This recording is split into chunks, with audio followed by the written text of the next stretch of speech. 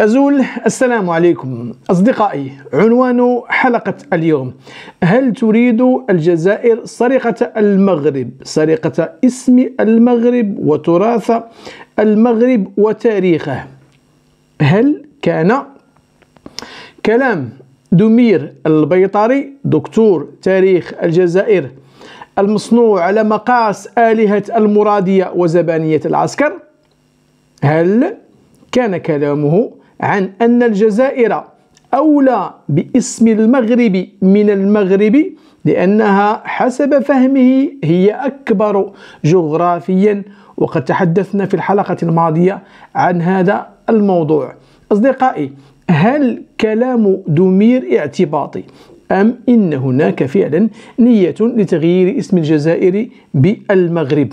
منذ مدة والنغمة السائدة في الجزائر أن المغرب مجرد مملكة مراكش ومملكة فاس، وإن اسم المغرب سرقوه من التاريخ الجزائري زورا ولبسوه لمملكتي مراكش وفاس. فابن بطوطة الطنجي جزائري، ويوسف بن تاشفين جزائري، والموحدون من قبائل الجزائر، والمرينيون جزائريون، بل منهم من ذهب إلى أن جامعة القرويين بفاس جزائرية، وتجب المطالبة بترحيلها من فاس إلى الجزائر. النغمة السائدة أصدقائي أن المغرب طارئ أسسه ليوطي، وأن المغرب سرق تاريخ شمال إفريقيا واستولى عليه زورا، فتاريخ المنطقة قلبه هو المغرب الأوسط أي الجزائر وليس المغرب الأقصى.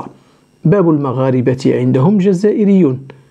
قفزا على كل رسائل صلاح الدين الأيوبي لملوك الدولة الموحدية وطلبه الدعم من فاس والرباط باسم الإسلام والأخوة الدينية، بل إن بعضهم يرى دون خجل أن حائط المبكى جزائري على الدولة الجزائرية المطالبة به وترحيله للجزائر.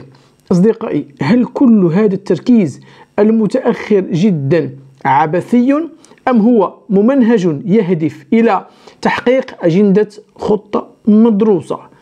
المثير للريبة هو تسمية كثير من المدن الجزائرية بأسماء مدن مغربية، فنجد في الجزائر مدينة الدار البيضاء، ومدينة المحمدية، ومدينة الناظور، ومدينة الراشدية، ومدينة الجديدة، والصويرة، وحتى مدينة سيدي سليمان. فماذا يعني كل هذا التهافت على سرقة كل شيء مغربي ونسبه للجزائر بنفس مسميات المغاربة؟ للجواب على هذا السؤال سنضع عدة فرضيات في محاولة للفهم.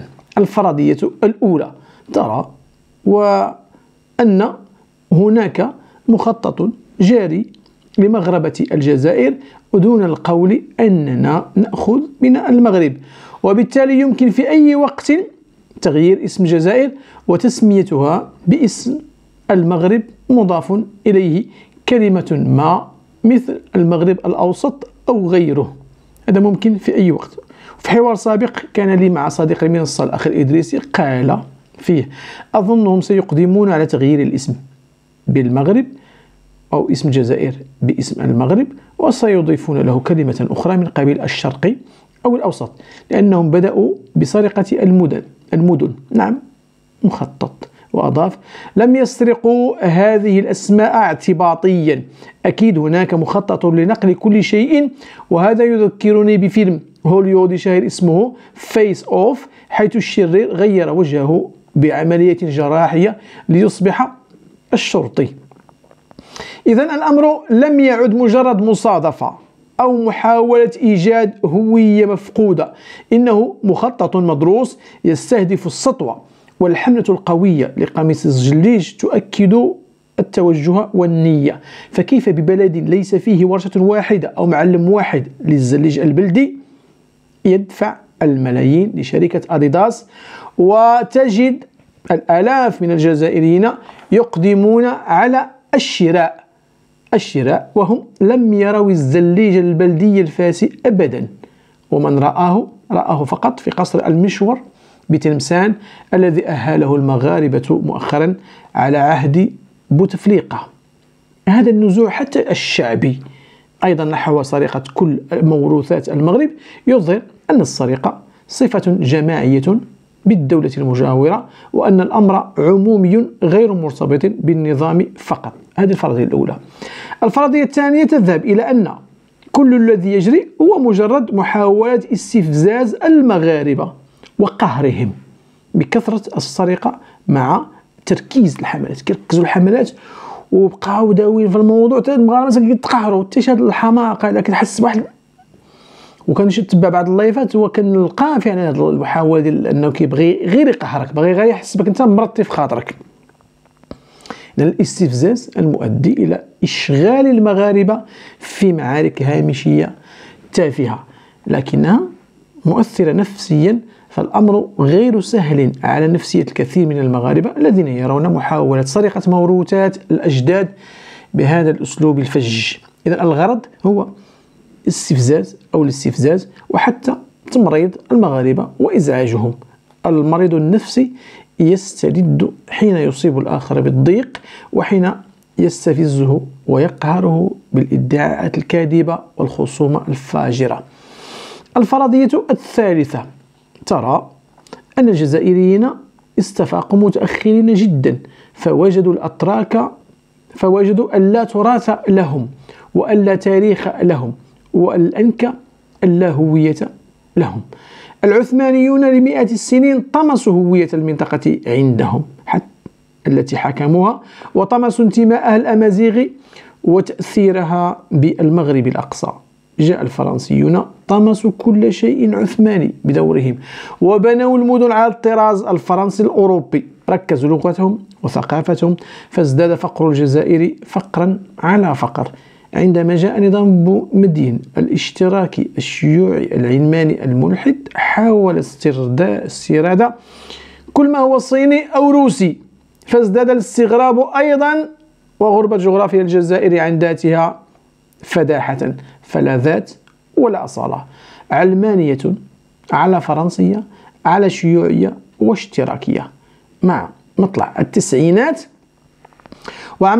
ومع بروز المد الإسلامي، أحست الدولة العميقة فيما يسمى الجزائر أن الوقت تغير، وما عادت الاشتراكية تطرب أحدا، وأن الانتماء للثقافة العربية الأمازيغية الإسلامية هي التي يمكنها أن تسرق الأضواء وتعطي المشروعية. أين سيجدون هذا التراث وهذه الهوية وهم يفتقرون لها؟ التفتوا يمينا ويسارا فلم يجدوا أغنى من المغرب العريق الذي بنى تاريخا مستقلا عن العثمانيين والفرنسيين، وحافظ ملوكه وأبناؤه على تراثهم الفني وغيره. وبما أن هذا المغرب وترتكز ملكيته على أصالة التاريخ والإرث والموروث، فلنضرب هذا المغرب في أس عظيم من أساساته أي الملكية، ولنسرق كنوزه وتراثه. فلننتقم من هذا البلد الذي رفض الخضوع وقبول التقسيم، والذي يشكل بعبعا نائما إذا استيقظ سيأكلنا. فلننتقم منه ونسرقه حتى في واضحة النهار. قد تكون كل هذه الفرضيات إخواني صحيحة، لكن هل سينجحون؟ وهل سينجح الفاشل بطبعه؟ لكم الجواب في التعليقات. تحياتي والسلام عليكم.